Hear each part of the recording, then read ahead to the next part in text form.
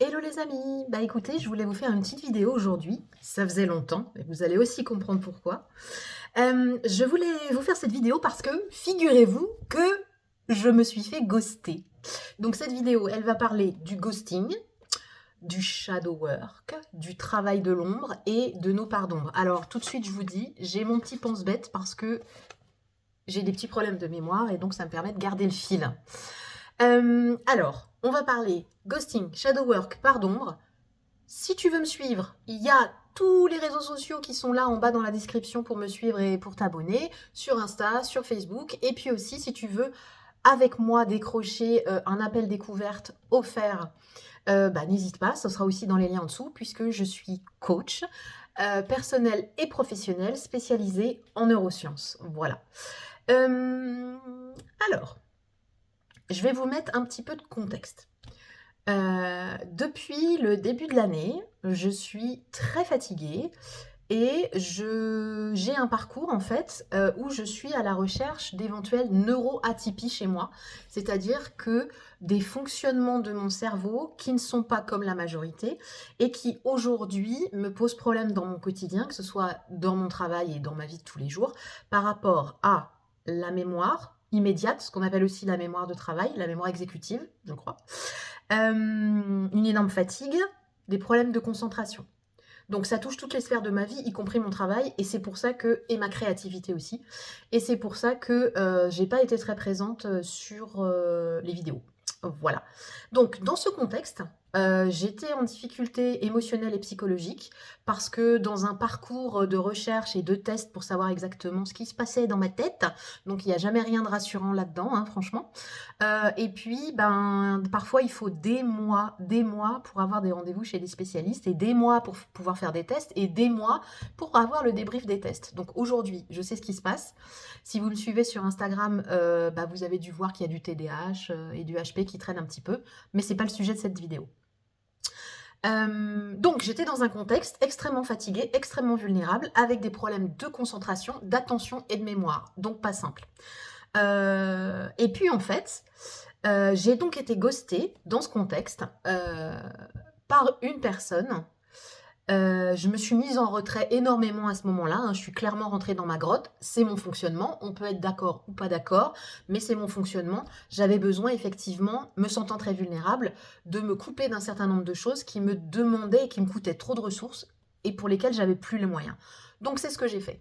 Alors quand je rentre dans ma grotte comme ça, ceux qui me connaissent, ils connaissent mon fonctionnement, donc ils attendent que je ressorte de ma grotte. Ils m'envoient des petits coucous et ça en reste là. Et après, je reprends contact évidemment. Et ceux qui ne me connaissent pas, bah, quand je sors de ma grotte, j'explique ce qui s'est passé sans me justifier, puisque je ne me justifie pas, j'explique que c'est mon fonctionnement, qu'il n'y a rien de personnel, que j'avais besoin d'une parenthèse comme ça pour moi. Il y a ceux qui comprennent et il y a ceux qui ne comprennent pas. Mais ça, c'est un autre sujet. Ou qu'ils prennent personnellement, alors que je dis bien que ça ne l'est pas. Mais c'est un autre sujet. Donc, en fait, dans ce contexte-là, je me suis donc mise en retrait et mis dans ma grotte. Et quand c'est comme ça, je suis là pour personne, hein, clairement. Ou le cercle très, très privé. Il se trouve du coup que en plus, cette personne, je lui avais fait part d'un comportement. Je lui ai fait part d'un comportement qu'elle avait eu et qui m'avait déplu. Donc aujourd'hui, clairement, j'ai plus de temps à perdre, j'ai plus d'énergie à perdre non plus. Quand j'ai quelque chose qui ne me convient pas, un comportement qui ne me convient pas, je le dis à la personne. Donc, comme je suis coach, j'ai une communication qui est plutôt soignée. Donc, je ne vais pas le dire en plein moment d'émotion parce que ça sert à rien et on dit pas grand chose de bon. Donc, je vais le dire et je vais surtout m'appuyer sur des faits. Voilà.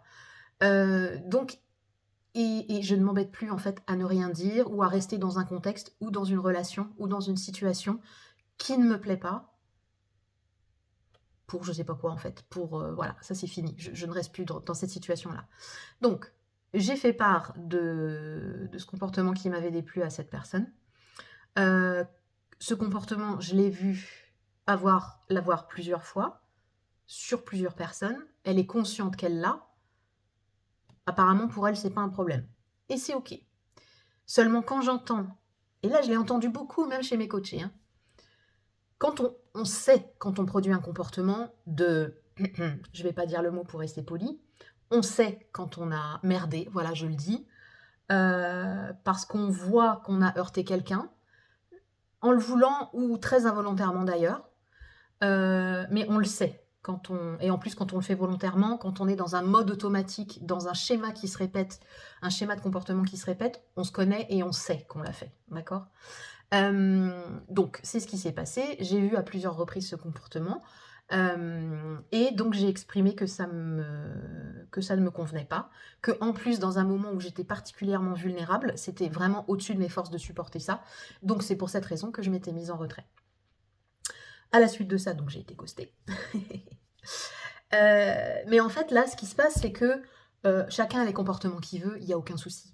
Mais quand quelqu'un voit que tu as fait un truc dont t'es pas fier, que tu reconnais, dont tu es conscient, et que tu fais rien pour que ça change, en fait, ce que cette personne, elle vient de faire, c'est qu'elle vient de voir une de tes parts d'ombre. Tu sais, ce truc-là, il y a le vernis social, le masque social, et puis derrière, quand le masque, il s'enlève, il y a les personnes... Enfin, et le masque social, ça peut être aussi les personnages que tu joues, pour être trop cool, pour être un petit caïd et tout ça, alors qu'en fait, ben, t'es mort de trouille à l'intérieur et que c'est qu'un moyen de protection. Et c'est ok, on a tous des moyens de protection. Mais bref, quand en fait quelqu'un vient et de t'enlever ton masque social en te disant « je te vois », je te vois. Donc maintenant que je t'ai vu, que je t'ai dit que ce que j'avais vu me convenait pas, soit on reste en relation, on en discute, soit ben moi je vais m'enlever de la relation en fait puisque ça me convient pas. Voilà. Et donc en fait, à ce moment-là, il y a plusieurs réactions possibles. Soit la personne, elle est ouverte à la discussion et qu'effectivement, elle reconnaît ses torts. D'ailleurs, il y a peut-être des torts partagés, donc on peut se parler. Soit effectivement, elle est dans une forme de déni, c'est-à-dire, elle sait, alors elle en a rien à carrer, et c'est son droit le plus strict, ou alors elle le sait, et en fait, elle va juste t'ignorer parce que ça l'arrange pas d'aller voir ça. Alors ça, justement, c'est, comme je vous disais, une part de soi, un personnage de soi qui est là, dans l'ombre, et qui, parfois, surgit à des moments où c'est pas super arrangeant. Et du coup, produit des comportements qui après t'ont échappé. Parfois, tu peux t'en vouloir, parfois, tu peux faire ton mea culpa ou pas du tout en disant « ouais, je suis forgée comme ça, c'est ma nature, c'est mon énergie ». Alors, vas-y, c'est Mercure rétrograde aussi, allez, soyons fous, c'est la pleine lune, vas-y, hop. Parce que ça, ces phrases-là, tout ça, c'est de la déresponsabilisation. Tu sais ce que tu as fait, tu cherches des excuses pour surtout pas aller fouiller, farfouiller, et c'est ok, tu sais, parce qu'on n'a pas toujours les moyens d'aller fouiller, farfouiller dans ces parts d'ombre. On n'en a juste pas envie, puis surtout, on croit que ça va passer un peu comme ça. Sauf que, je vais vous dire une bonne chose. Et croyez-moi sur parole. Vous pouvez me croire sur parole. Cette part de toi que tu laisses dans l'ombre, qui des fois surgit et te met dans des situations vraiment désagréables, tu sais qu'elle existe. D'accord? Eh bien, dis-toi que elle ne demande qu'à être mise en lumière, elle ne demande qu'à s'exprimer et elle ne demande qu'à vivre. Si tu ne le fais pas, si tu ne fais pas ton shadow work, si tu ne fais pas ton travail sur cette part d'ombre, tu sais quoi? Elle va surgir à coup sûr dans un moment qui te desservira un jour grandement et qui balancera certainement tout un pan de ta vie en l'air. Je le dis, vous ne pourrez pas dire que vous n'étiez pas prévenu, c'est un super avertissement. Parce qu'en fait, c'est une part sociale bien moche, bien sombre, qu'on n'a surtout pas envie de montrer. Mais elle a besoin de s'exprimer. Et regarde, je vais encore sortir ma boule à facettes. C'est une part de toi, c'est une facette de toi, elle a le droit d'exister. D'accord? Si tu la caches, elle va te péter au nez. Alors, je vais vous donner un exemple tout à fait explicite pour ça. Bon, je la mets là, la boule.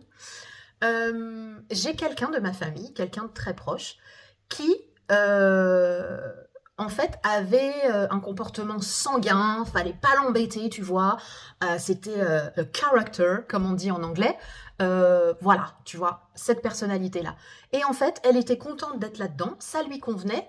Moi, la connaissant plutôt très bien, je savais qu'en fait, il y avait beaucoup de vulnérabilité, beaucoup de peur, et que c'était un moyen de protection. Et c'est ok, souvent les parts d'ombre, c'est des moyens de protection, les masques sociaux aussi.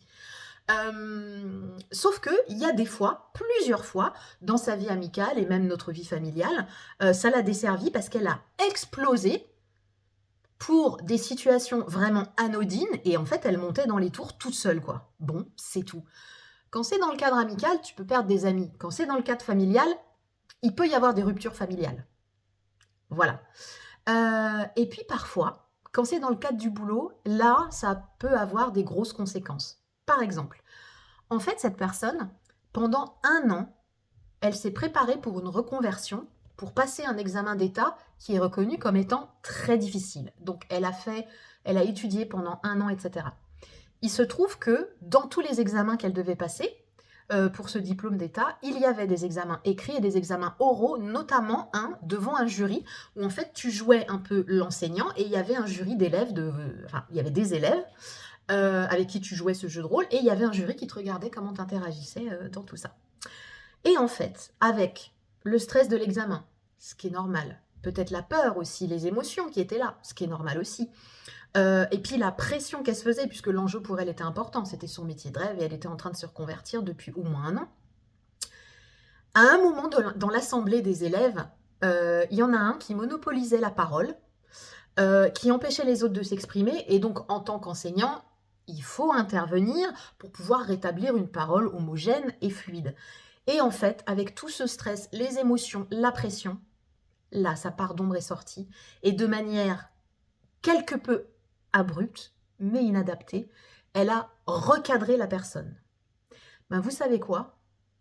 Le jury a mis une note éliminatoire.